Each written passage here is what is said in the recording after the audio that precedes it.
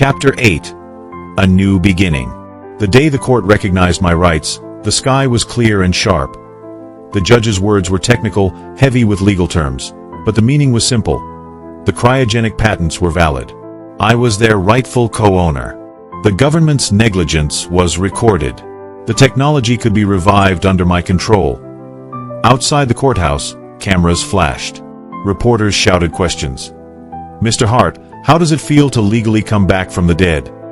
Do you plan to make cryo-sleep available to the public? Are you angry about the years you lost?" I could have talked about anger, about regret.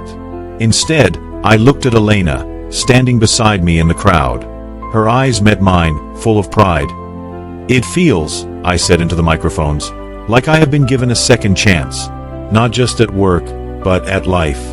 I want to use that chance carefully."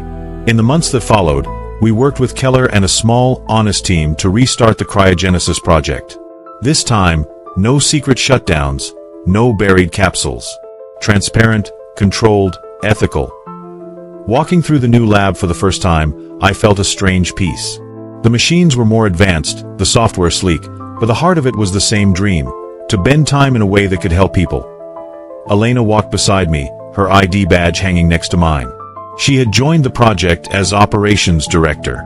She kept the place running, caught details others missed, and never let anyone forget the human lives behind the metal and numbers. One evening, we stood alone by an empty capsule, its lid open. "Would you ever go in again?"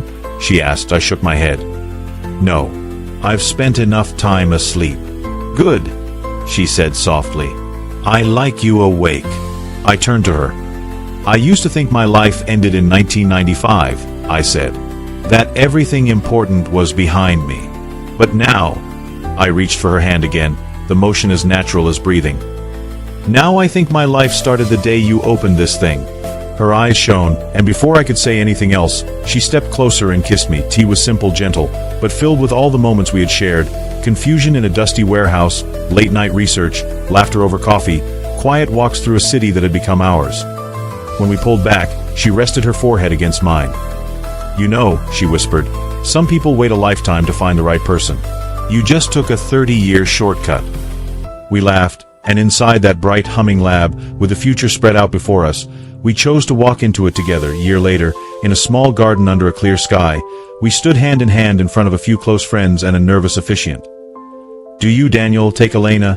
I did. So we walked away as husband and wife. I glanced back, imagining that somewhere, the younger version of me was watching. The man who had climbed into a capsule with nothing. I wanted to tell him, "You were not wrong to dream. You just did not know what you were really waiting for." Now I did, and why life was no longer measured in years lost, but in days shared. Coffee in the morning. Plans for the lab. Quiet talks at night. Elena's laughter echoing in our home. I had gone to sleep alone in 1995. I woke up, 30 years later, to a world I did not know, and to the love I had never dared to hope for.